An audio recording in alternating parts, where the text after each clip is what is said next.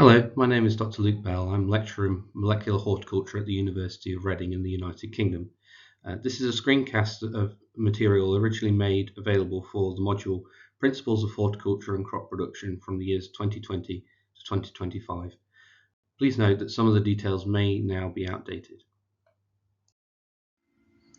So learning outcomes are to give examples of different Brassicales crops cultivated for their roots, describe the optimal growth conditions for radishes, explain the differences and similarities between turnips and swedes, describe how horseradish is grown in its optimal cultivation requirements, and describe the cultivation conditions necessary for growing wasabi plants.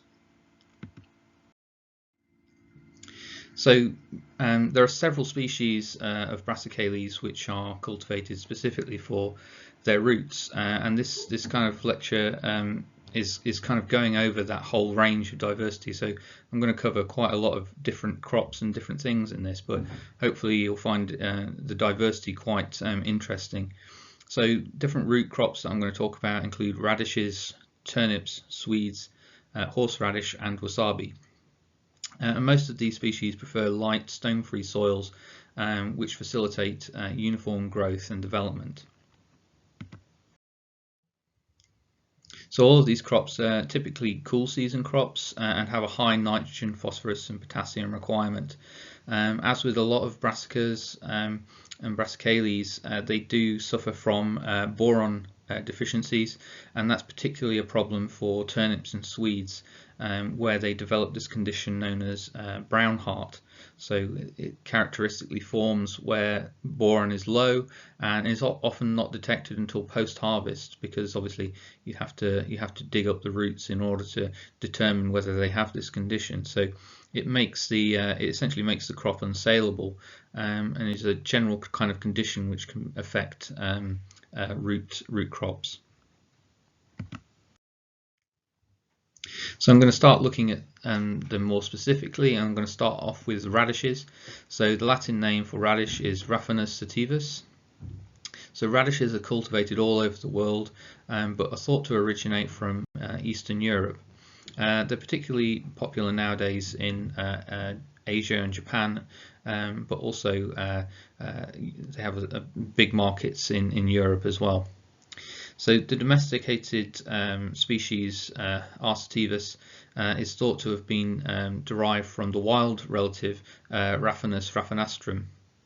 The crop was known to the ancient Egyptians, so as long as 4,000 years ago, people were eating radishes, and it was introduced to China about 2,500 years ago. The crop reached Japan in the 8th century and didn't reach Europe and England until much later, until about the 16th century. So the early cultivars of radish are very fast growing and can mature in as little as 25 to 40 days after sowing. The roots can be very diverse and have a whole host of different shapes, sizes and colours that I'll go over in the next few slides. But the colours can range anywhere from a very pale white to reds, bright vivid reds, greens, but also black colours as well. Radishes are never transplanted in commercial productions because this inhibits the formation of their roots. So because they're harvested for their roots, they need to have a nice even growth and uninterrupted growth, and that cultivation initially in transplants could affect that. And the plants are typically almost always grown as annuals. So late cultivars typically take longer to mature and are much larger and produce much larger roots. Generally they have a better storage life than the shorter and smaller spring varieties. Late cultivars are also more tolerant to heat stress. Radishes are tolerant to low soil pH, so the optimum growth range is between about 5.5 and 6. Crops can be grown on most soil types, but sandy soils produce the most uniform roots because there's not as much compaction and resistance to the formation of the roots. Successive plantings can be achieved in a growing season, as roots can mature in as little as 3 to 5 weeks. Spring radishes tend to need more nitrogen than later cultivars do. Optimum growth temperature ranges for radishes are around about 13 to 15 degrees C. Some cultivars can tolerate higher temperatures, but this generally reduces the root quality. Roots can be sold fresh or chopped, and they're increasingly being incorporated into kind of pre-packed salad products and things like that. So radishes should be stored at about 0 degrees C and at high humidity, 95 to 100% post-harvest. They must be handled carefully in order to avoid bruising the skin. Winter radishes can be stored for quite long periods of time, so 3 to 4 months, provided that they're kept at 0. Okay, in the next few slides I'm going to look at the really huge diversity of different types and of radishes which are available and have been developed in different regions of the world. So this slide just kind of summarizes that quite well. So you can see on the left hand side the quite short French breakfast types of radish, to the more traditional red types, but then we also have rounded types, oblong types, but then we also have very large daikon types, which are typically cultivated in Asia and Japan. So just on the next few slides, I'll go through quickly some of these different types. So these are oblong radishes. So these can be spring or winter types, but they come in a whole diverse range of different colorations. Then we have cherry radishes. So these are typically very fast growing and early spring types which are produced. They have a very vibrant red skin coloration but a very white interior. Then we have icicle cultivars. So these are much longer and kind of resemble a parsnip almost. So they have a tapering root which narrows down to a very fine tip, resembling an icicle, and they have this very distinctive pale white coloration to the skin. Then we have, I guess, a kind of classic radish cultivar, the French breakfast type. So these again are early cultivars which are cultivated for their small roots, which are incorporated into salads, and they have this distinctive red top and white bottom to the roots. Then we have, as I mentioned, daikon radishes, which are popular in Japan and other parts of Asia.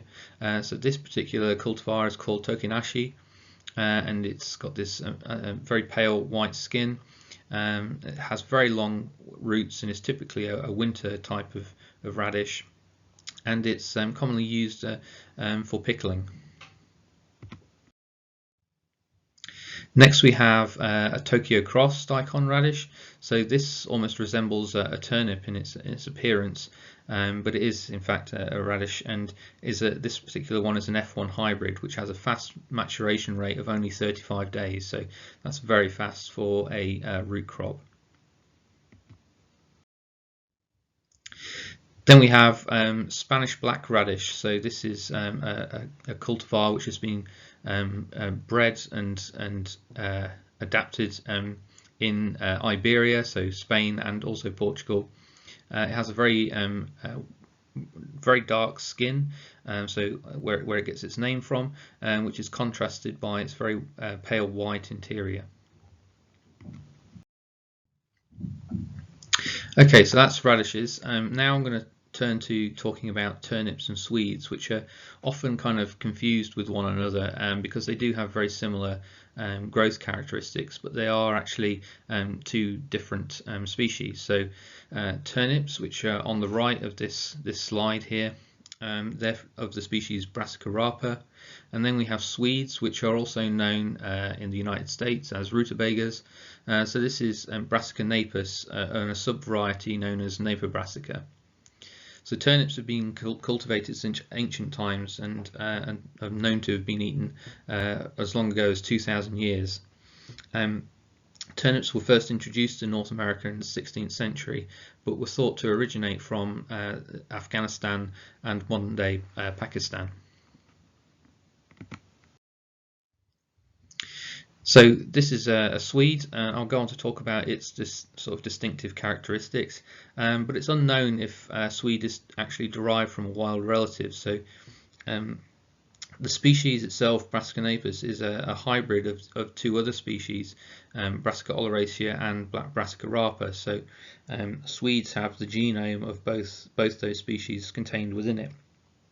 It was first mentioned in the 17th century as being grown in Sweden, so that's where it gets its name from in other parts of Europe as a swede for that reason. It was introduced to the United States in the 19th century, and as I said, it's more commonly known as a rutabaga. So turnips are cool season biennials, but they're harvested and grown as annuals. They can be overwintered for spring harvests as well. They can develop into many different root shapes and sizes, but the most characteristic ones are the kind of round globe shaped ones. You can also kind of get flattened and cylindrical types as well. Turnips also have a diverse range of skin colours similar to radishes, but they tend to be more purple in coloration. You can also get green types, white, yellow and bronze types, and the yellow and bronze types are the ones which are often kind of confused with swedes. Some are bicoloured, so that means they have a different coloration on the top of them than they do on the bottom. The top of the root is known as the shoulder. They're typically grown from seed and mature in 50 to 55 days and tolerate temperatures anywhere between about 15.5 and 18 degrees C. As with the other brassicas I've mentioned, excessive nitrogen application can cause fast growth and splitting of the roots, which obviously makes the crop unsaleable. Next we have the swede characteristics. So swede is again a cool season crop, and it's generally more frost tolerant. It's grown as an annual, and typically its defining characteristic is that it's much larger than turnips. Most cultivars have yellow flesh, but some types can also have white flesh, which again is another confusing point with turnips. Roots can weigh anywhere up to about 2.3 kilograms, so quite heavy, and the skin colours typically they show this kind of bicolour formation. So in this slide you can see the shoulders of the roots are purple, and then the lower parts of the roots are usually yellow or bronze. So both turnip and swede can be grown on all soil types, but typically they need quite deep and rich soils and well-drained soils to grow well. Both types are grown in rows, but swedes require much more space, as I said, because they tend to grow much bigger. Both can be harvested by machine and can be stored for long periods of time, anywhere from 2 to 6 months. Okay, next I'm going to move on to horseradish, which is quite an important crop for incorporation into other foods as a flavouring ingredient. Its Latin name is Armoracia rusticana, and it's a herbaceous perennial root crop.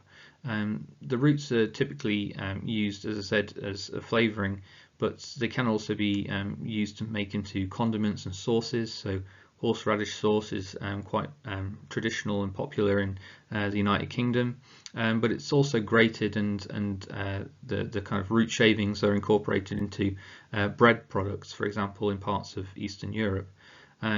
It's a long season crop requiring quite warm temperatures, followed by cool autumns. Root cuttings are typically planted in the autumn or early spring, so horseradish is never grown from seed because it very rarely ever sets any seed, so it has to be propagated from what's called a mother plant or several mother plants. So these mother plants are cultivated perennially, so a field might be dedicated to the production of them, and these provide the cuttings for subsequent daughter crops, which are cultivated every year, but those perennial plantings are harvested every other year to divide up into cuttings for those productions. So the perennial productions of horseradish may stay in a single field for very long periods of time, so anywhere between 10 and 20 years. Okay, so this is just a slide showing a horseradish production. It grows best on rich, deep soils with high organic matter content. Sandy soils are not really very suitable for roots, as they tend not to form properly, and in sandy soils they kind of tend to spread out rather than forming a tapering taproot. The cuttings can be anywhere between 3,000 and 3,500 planted per hectare. So horseradish has a high fertilizer requirement, and it needs quite high potassium and moderate phosphorus, and generally quite a high amount of nitrogen, phosphorus and potassium is required on most soil types. Good drainage and irrigation is required. Roots can be machine harvested or by hand. Large productions will be kind of ploughed up and then kind of collected after the plough has kind of dislodged them from the soil. Large straight roots are considered the highest quality, as they give the highest yields, obviously, but also they are the best also for processing. Lastly, I'm going to talk about wasabi. Its Latin name is Eutrema japonicum, but it's also sometimes known as wasabi japonicum. So wasabi is cultivated again similar to horseradish for its very pungent roots. It's typically included in Japanese cuisine, and it's grated and made into a condiment to accompany sushi dishes. Wasabi plants are very difficult to cultivate outside of Japan, and they need very specific growth conditions. So this is a slide of a traditional Japanese wasabi production. The wasabi plants themselves are actually semi-aquatic, and they need to have a constant supply of very pure stream water of between 10 and 13 degrees C. So this is partly why wasabi crops are of such high value, because they need such specific conditions and are actually very difficult to produce. So Japan is its traditional home, where it grows along mountain streams. But as you can see here, that kind of environment has been adapted by humans, where the stream itself has been diverted so that it goes through the fields of wasabi plants, so that they have that constant supply of water.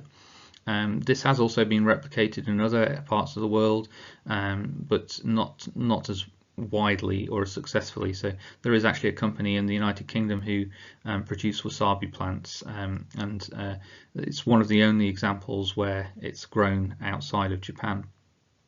The plants themselves are intolerant of temperature variation, so they can only really tolerate a very narrow range of temperatures from between about 15 to 18 degrees centigrade, and any deviation outside of that temperature range can result in the death of the entire crop. Most condiment wasabi that we might be familiar with in the United Kingdom isn't actually wasabi. It's horseradish with green food colouring added, because real wasabi, as I say, is very difficult to grow and it's very expensive to buy. So typically it's not included in wasabi products at all. It's actually horseradish, or a very small percentage of true wasabi will be included within that, so that it can actually be sold and marketed as wasabi. Okay, so in summary, different Brassicales species are cultivated for their roots. Radish is a highly diverse species that can be grown as a spring or winter crop. Turnips and swedes are very similar in appearance, but are in fact different species. Horseradish is a vegetatively grown crop produced for its pungent roots, And wasabi is also a pungent root species similar to horseradish, but has very specific cultivation requirements.